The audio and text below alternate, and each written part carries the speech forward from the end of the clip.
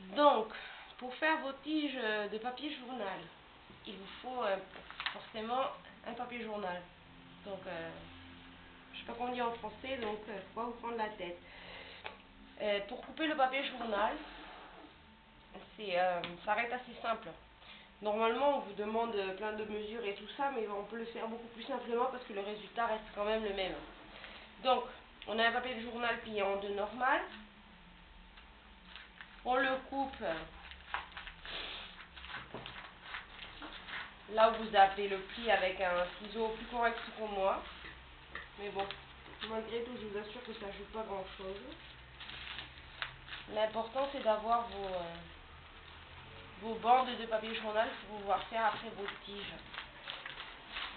Donc, voilà, on a déjà la moitié qui est coupée.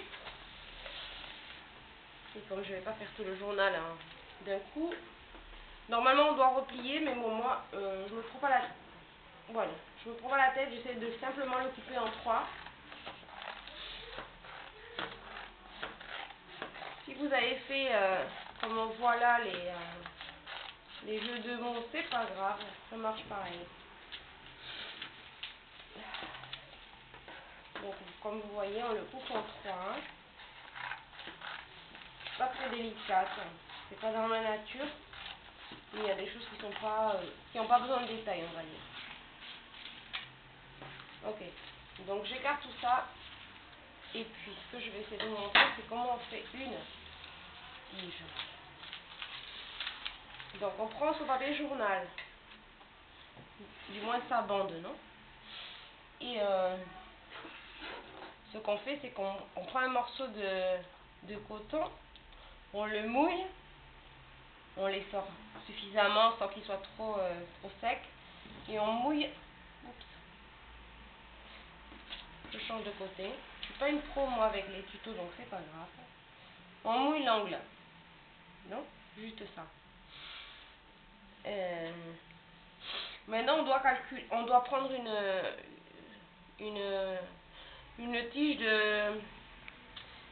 de bois, celle qui vous sert à faire les brochettes en général.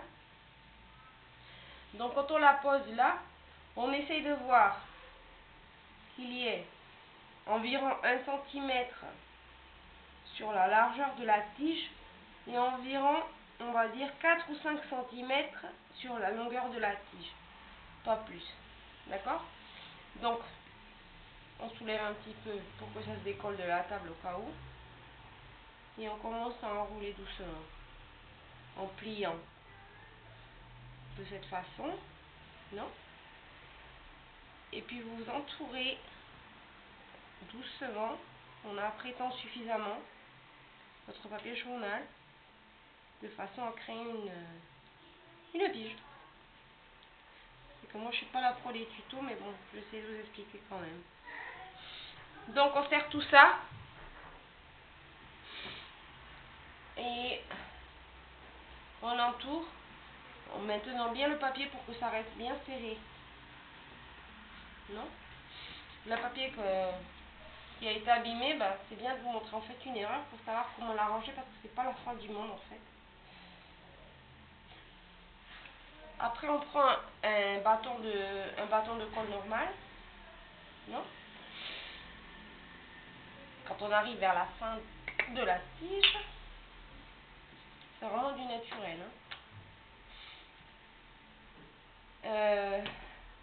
Si vous avez raté, c'est quand même intéressant de mettre un petit peu de colle là où on a raté, non?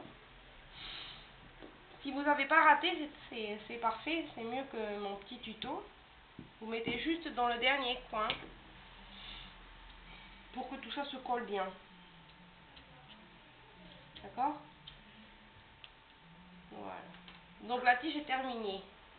Maintenant, bien entendu, on ne va pas laisser le petit bâton.